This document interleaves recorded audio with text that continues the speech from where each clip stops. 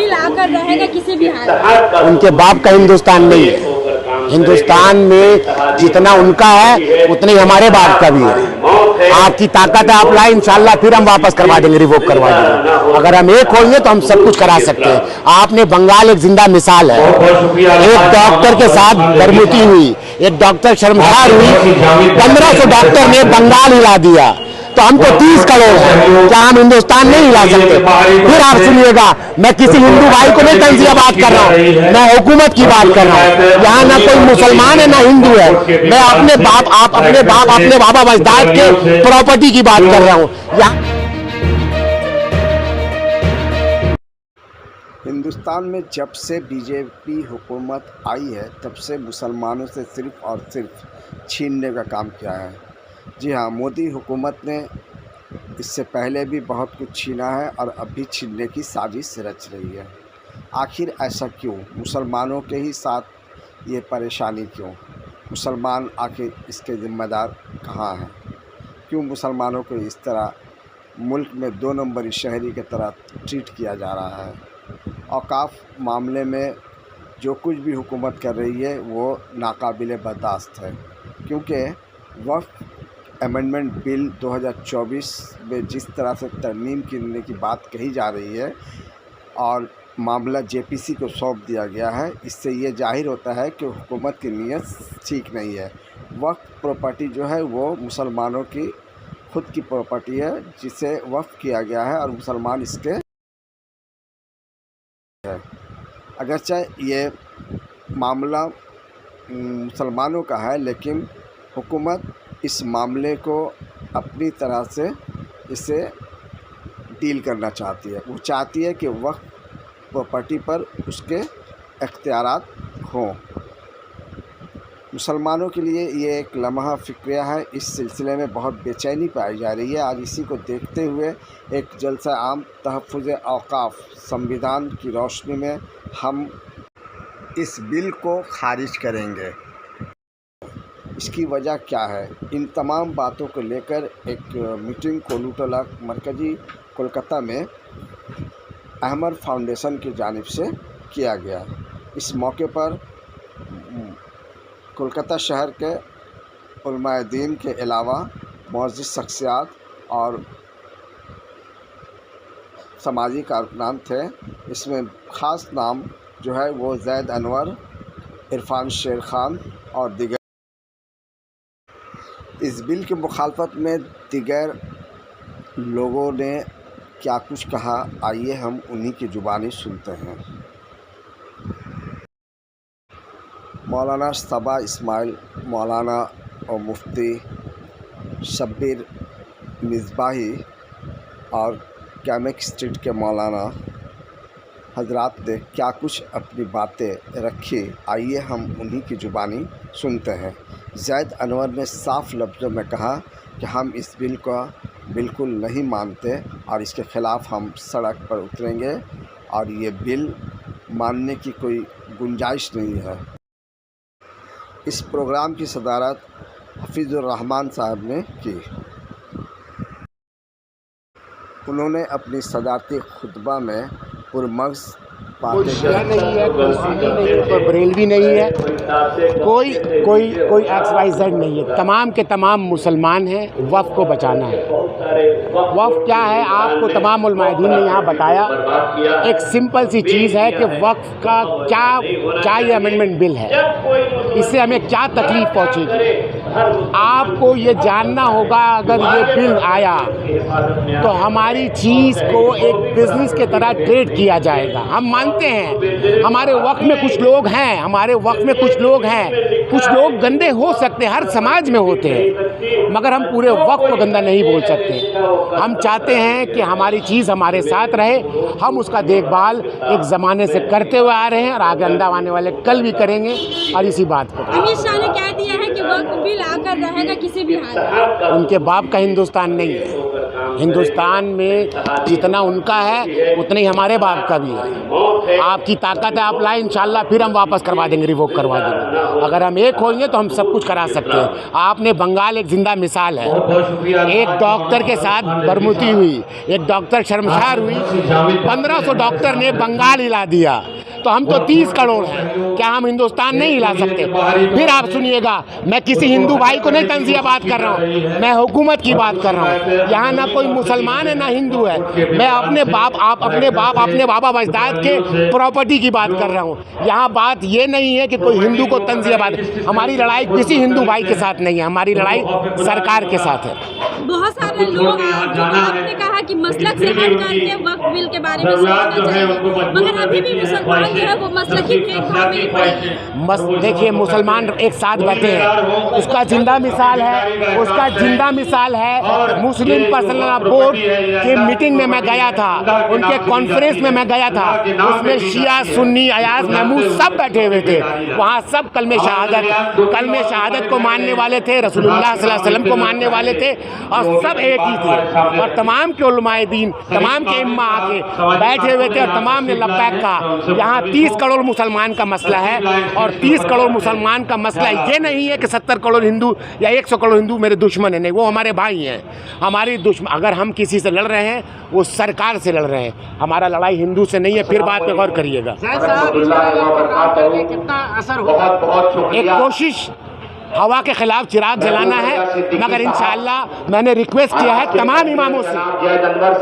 इमाम से ये नहीं समझिएगा कि मैं किसी एक इमाम को तंज कर रहा हूँ, मैं तमाम इमाम के हाथ जोड़ के बोलता हूँ, आपके साथ, आपके पास एक साल में 56 फ्राइडे होता है, जुमा होता है, आपको अल्हम्दुलिल्लाह घंटे भर का खुतबा मिलता है। बताइए उम्मत के पास क्या क्या है, बताइए मिल्लत के पास क्या क्या है, बताइए मिल्लत की क्या ज़रूरतें हैं। खुतबा इस पे करिए, किसी ने वक्त पे खुतबा किया। मैं ये सवाल हाथ जोड़ के करना चाहता हूँ, मैं सवाल नहीं कर, मैं रिक्वेस्ट करना चाहता हूँ कि आप मस्जिद के मिंबर से आप वक्फ के बारे में लोगों को बताएं, अवेयरनेस बताएं। बहुत से लोग बहुत से लोग डिजिटल प्लेटफॉर्म नहीं जानते, कम से कम इस बहाने तो लोग जाने हमारे आबा अजदाद क्या छोड़े हैं, हमारे बुजुर्ग ने क्या प्लान बनाया था। मुझे अजीज मेरे ख्याल को शरीफ पहना नहीं सकते। देखिए 2014 के बाद जो माहौल बना हुआ है पूरे हिंदुस्तान में, हमारे साथ 3 तलाक का बिल आता है, हमारे पास आता है NRC आता है, हमारे पास यूनिवर्सल सिविल कोड आता है, सब कुछ। जब ये कमज़ोर होते हैं ना तो ये मुसलमान को हिलाते हैं अपने आप को मजबूत होने के लिए। ये कहीं ना कहीं पूरे हिंदुस्तान के हर इंसान जान चुका है, खास करके हिंदू भाई। हम ये नहीं कहें हमारी लड़ाई फिर हिंदू से नहीं है, सरकार बेवकूफ़ बना रही थी, मगर अब तमाम हिंदुस्तान कश्मीर से कन्याकुमारी तक तमाम के तमाम लोग जाग चुके हैं।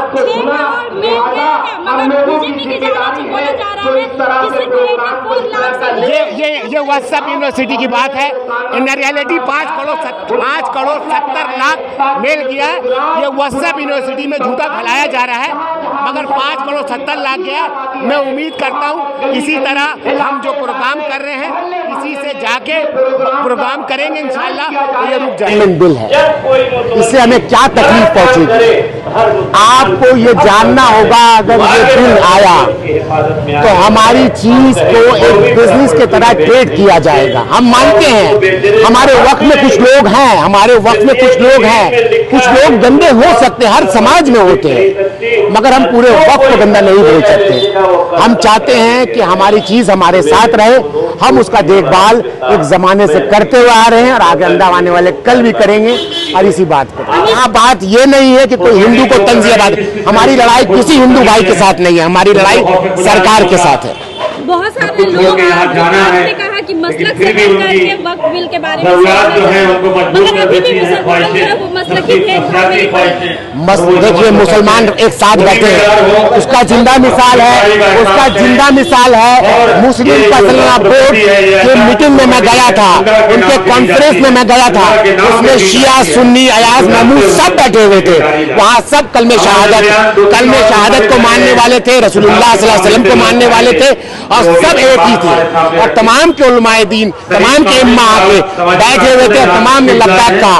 यहाँ 30 करोड़ मुसलमान का मसला है और 30 करोड़ मुसलमान का मसला ये नहीं है कि 70 करोड़ हिंदू या 100 करोड़ हिंदू मेरे दुश्मन है, नहीं, वो हमारे भाई हैं। हमारी दुश्मन, अगर हम किसी से लड़ रहे हैं वो सरकार से लड़ रहे हैं, हमारा लड़ाई हिंदू से नहीं है, फिर बात पे गौर करिएगा। एक कोशिश हवा के खिलाफ चिराग जलाना है, मगर इंशाअल्लाह मैंने रिक्वेस्ट किया है तमाम इमामों से, इमाम से ये नहीं समझिएगा कि मैं किसी एक इमाम को तंज कर रहा हूँ, मैं तमाम इमाम के हाथ जोड़ के बोलता हूँ, आपके साथ आपके पास एक साल में 56 फ्राइडे होता है, जुमा होता है, आपको अल्हम्दुलिल्लाह घंटे भर का खुतबा मिलता है।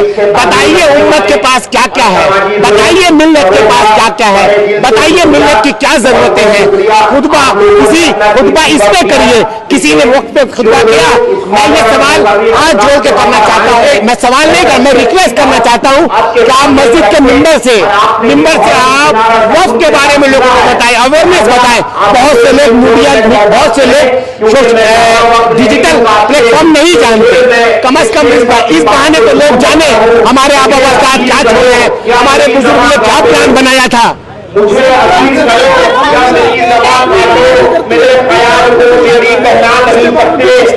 देखिए 2014 के बाद जो माहौल बना हुआ है पूरे हिंदुस्तान में, हमारे साथ 3 तलाक का बिल आता है, हमारे पास आता है एनआरसी आता है, हमारे पास यूनिवर्सल कोड आता है, सब कुछ जब एक कमजोर होते हैं ना तो ये मुसलमान कहीं आते हैं अपने आप को मजबूत होने के लिए।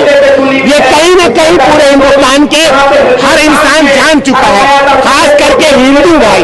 हम ये नहीं कहें हमारी लड़ाई फिर हिंदू से नहीं है, सरकार बेवकूफ बना रही थी, मगर अब तमाम हिंदुस्तान कश्मीर से कन्याकुमारी तक तमाम के तमाम लोग जाग चुके हैं।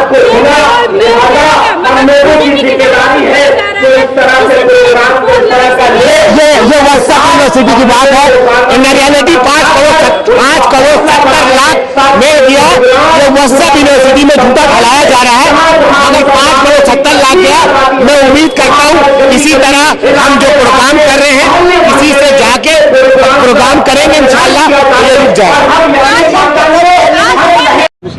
बिल्कुल। क्या तरजीह आप हिंदू काउंसलर को देते हैं? अब एक जुमला तो मैं कहूंगा, अगर हिंदू काउंसलर मेरे सामने रहता तो मैं ये कहूंगा कि दादा हमके एटा चाय, हमके एटा कुत्ते दिबो। मुसलमानों से क्यों नहीं आप घर को हिंदू काउंसलर और मुस्लिम काउंसलर में क्या डिफरेंस है? हम डिफरेंस नहीं दे रहे हैं, डिफरेंस ये दे रहे हैं कि हमारे काउंसलरों को काम करने की जरूरत है मुसलमानों की। आप पूरे कलकत्ता में बता दीजिए, पूरे कलकत्ता में बता दीजिए कितने कॉलेजेस, कितने स्कूल, कितने स्टडी सेंटर, कितना पार्क, कितना कुछ बनाया गया है। अगर आप देखेंगे जो बनी बनाई प्रॉपर्टी है उसमें भी आधा भीदा होता नजर आएगा।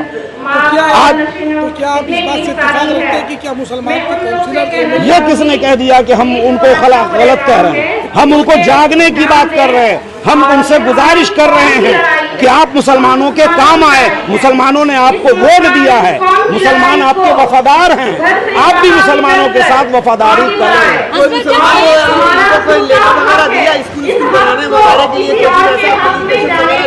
ये सारी आप एक चीज, आपके सामने एक आम आदमी खड़ा हुआ है, आपके सामने एक आम आदमी खड़ा हुआ है जो न लीडर है न कोई बड़ा पॉलिटिशियन। आप सारे सवाल मुझसे कैसे कर सकते हैं?